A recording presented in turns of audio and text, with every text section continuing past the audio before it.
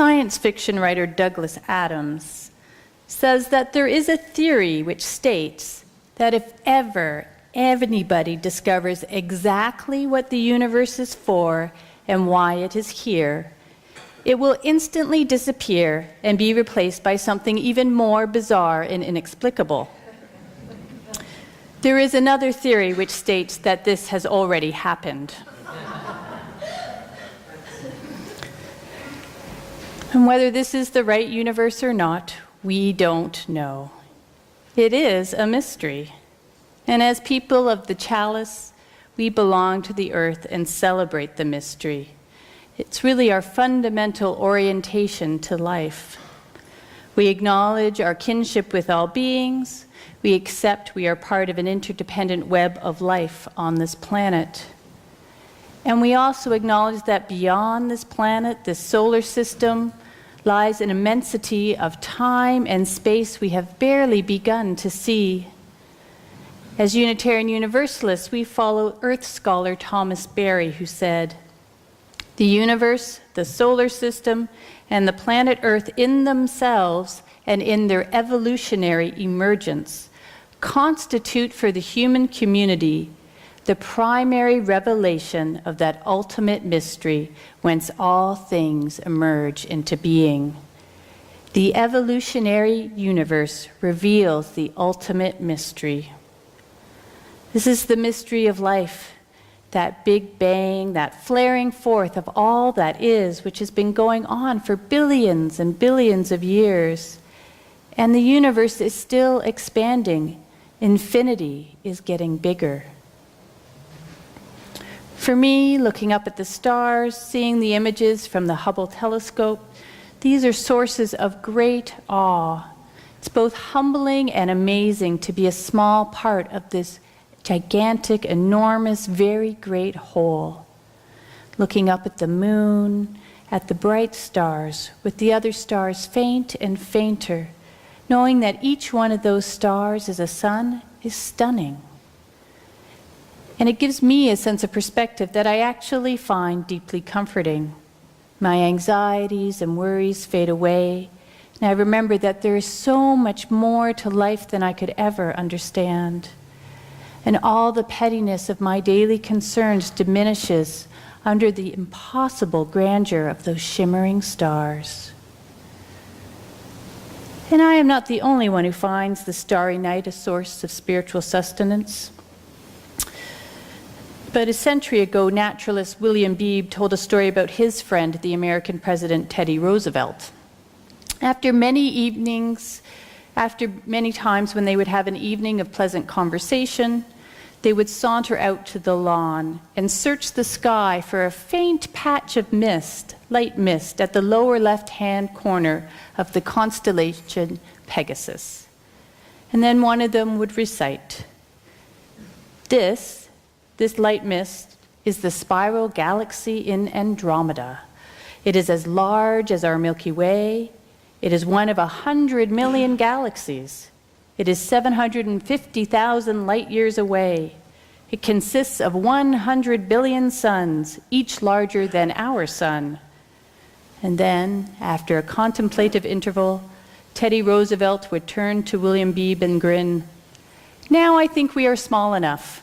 Let's go to bed."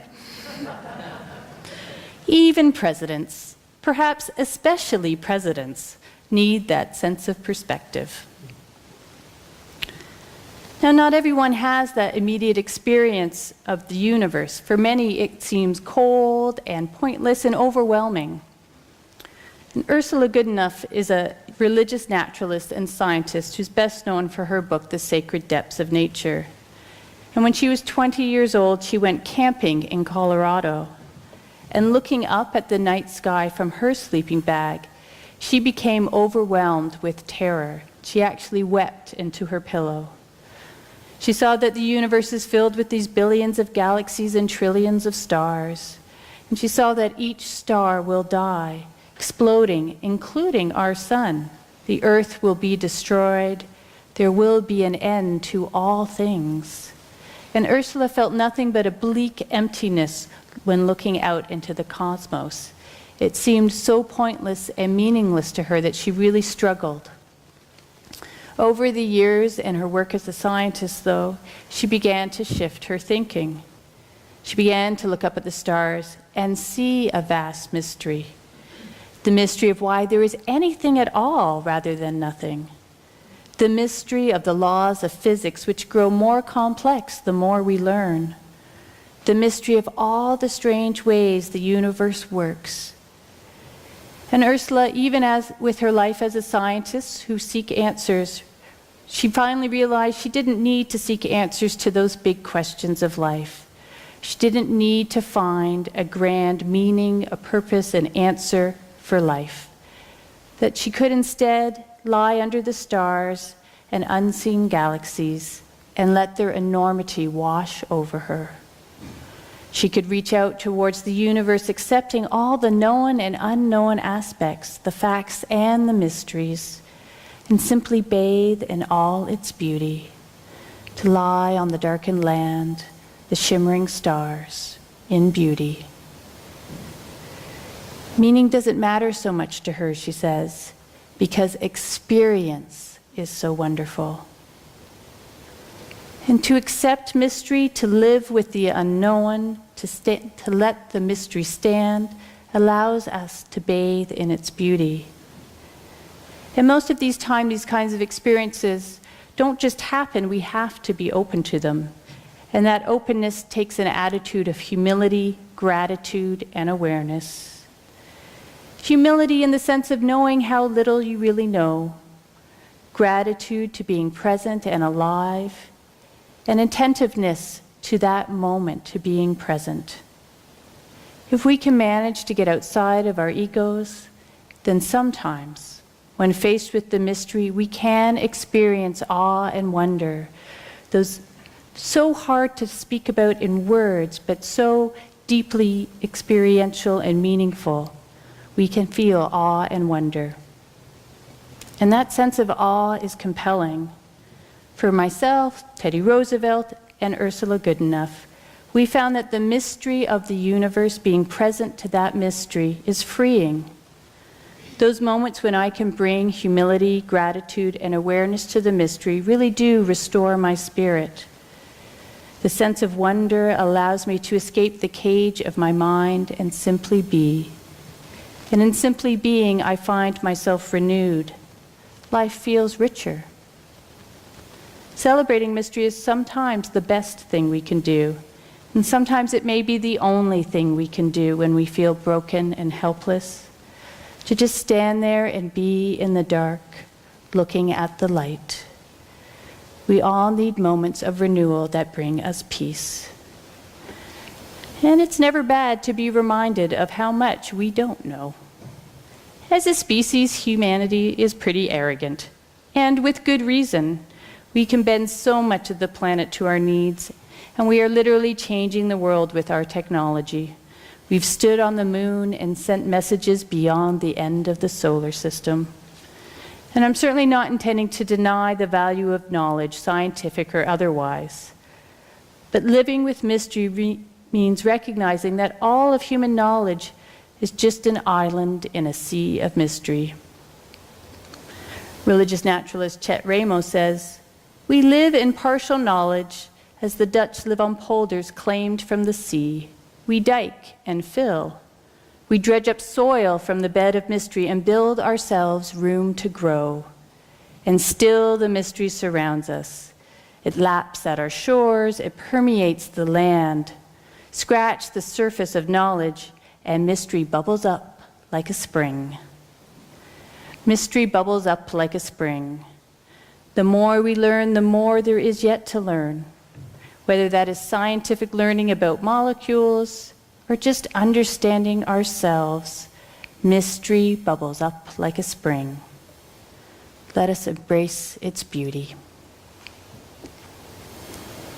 We're going to take a moment from words and return to our bodies. The chant we have now comes from Reverend Wendy Luella Perkins, who's a UU minister who specializes in soulful singing. She lives in Kingston. And this particular chant is a reminder to stop, breathe, and be. And I'm going to invite you to stand if you wish on this one and just shake yourselves out. It's not in our hymnal. The words are in the order of service. Abigail is going to play it through. The choir will begin. And then just join in when you feel ready.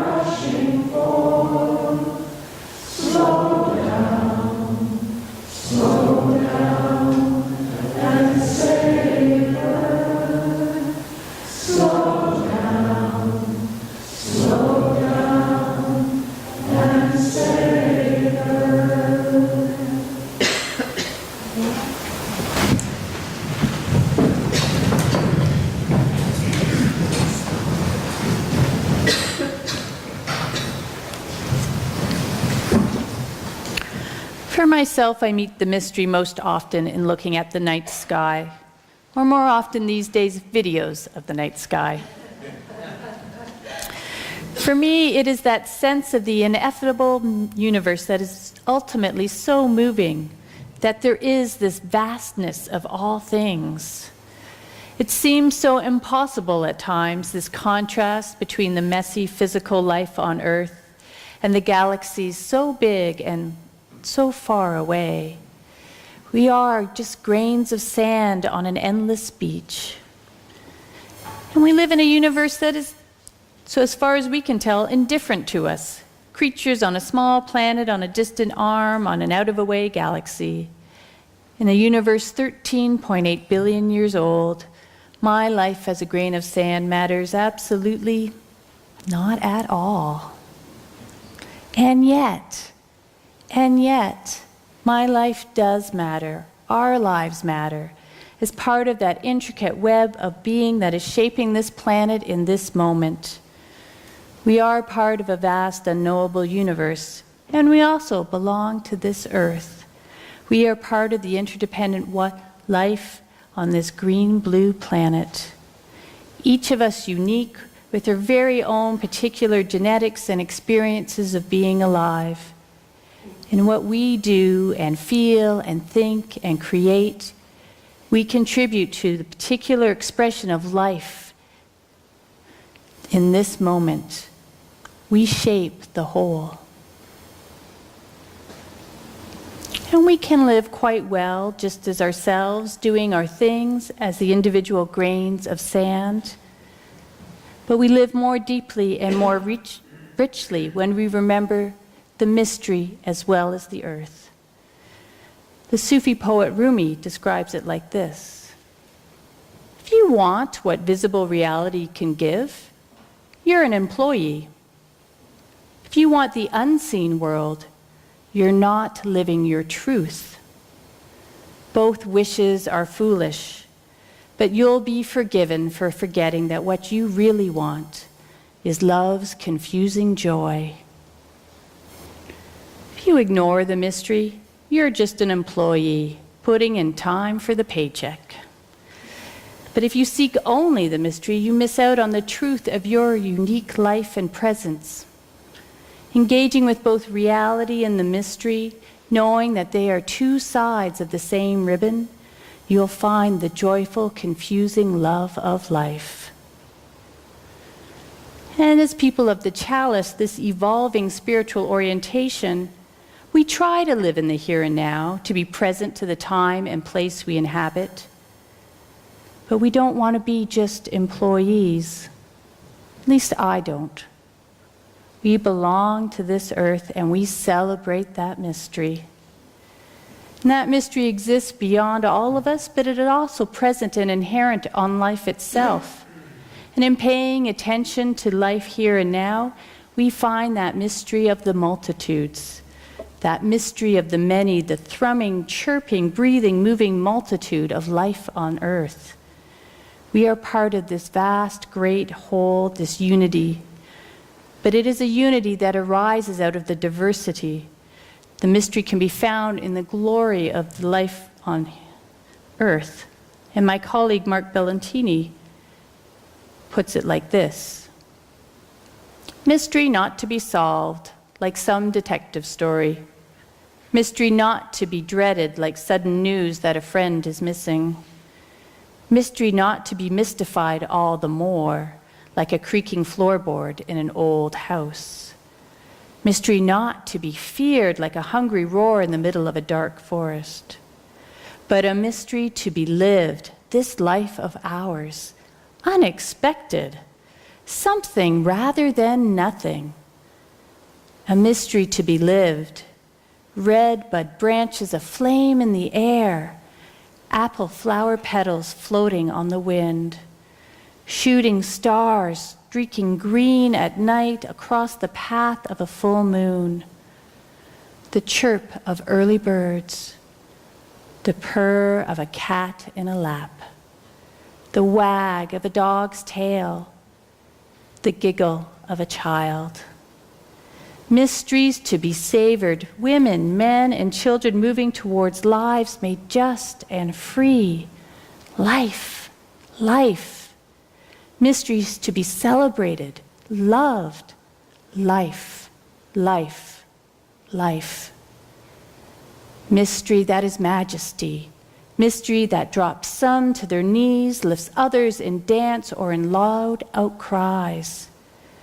Mystery that is not of need, devalued by the mere reality of death or the unfairness of sorrows. Life, life, life, life. Mystery lies out there in the unfathomable reaches of the stars. It also exists right here in the amazing facts of life. Mystery doesn't need to be solved. There is no one answer to the meaning of life, the universe, and everything, not even 42. The mystery is to be lived and savored and celebrated. In Irish folklore, Finn is one of the chieftain heroes of early Ireland, and there are many tales told about his grand and heroic deeds. One time, Finn was hanging out with a group of hunters, and a debate began as to what was the finest music in the world. One said, "The cuckoo calling from the tree that is highest in the hedge." A young warrior said, "The ring of a spear on a shield." And the hunters told of their delights, the baying of wolves in the distance, the song of a lark, the laugh of a girl. Finally, one hunter asked Finn what he thought was the finest music of the world. "Those are all good sounds," said Finn, "but the music of what happens is the finest music of the world." The music of what happens. This is the music of the mystery. The mystery that what is, that life exists at all. in all its beautiful diversity, from cuckoo songs to laughter. Life is the finest music of the world. And part of our work as people of the chalice is learning how to experience the mystery and so live life more fully. And some experience it through the starry skies, others through life here on earth, some through paying deep attention, others through meditation, others find it in the mystery of their relationships. There are many paths. And we ask questions, knowing that the answers only lead us further to more questions. May we find awe out among all those bright stars. May we hear the finest music of the world. May we know not just in our hearts and minds, but in our bodies that we belong to the earth. And may we never stop celebrating the mystery. So say we all.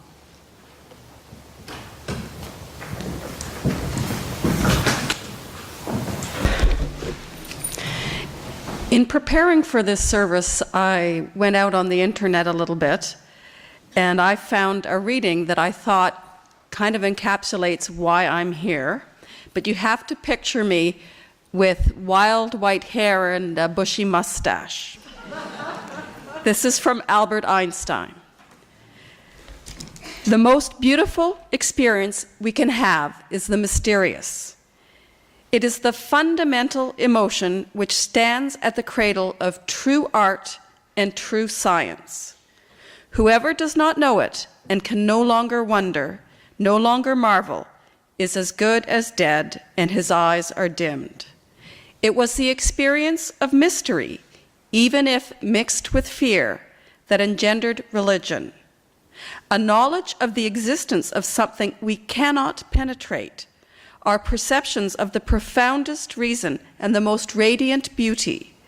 Knowledge in this, which only in their primitive forms are accessible to our minds. It is this knowledge and this emotion that constitutes true religiosity. In this sense and in this alone, I am a deeply religious man. Let us join together in a responsive reading, number 530, Out of the Stars by Robert T. Weston. I will read the plain text. Please follow with the italics. Out of the stars in their flight, out of the dust of eternity, here have we come, stardust and sunlight, mingling through time and through space. Out of the stars have we come, up from time. Out of the stars have we come. Time out of time, before time, in the vastness of space, Earth spun to orbit the sun. Earth with the thunder of mountains new born, the boiling of seas. Earth warmed by sun, lit by sunlight, this is our home. Out of the stars have we come. Mystery, hidden in mystery, back through all time. Mystery rising from rocks in the storm and the sea. Out of the stars rising from rocks in the sea, kindled by sunlight on earth, arose a life. Ponder this thing in your heart. Life up from sea, eyes to behold, throats to sing, mates to love. Life of the sea, warmed by the sun, washed by rain, life from within, giving birth, rose to love. This is the wonder of time. This is the marvel of space. Out of the stars swung the earth. Life upon earth rose to love. This is the marvel of life, rising to see and to know. Out of your heart cry wonder, sing that we live. The offering is a sacrament of the free church. It is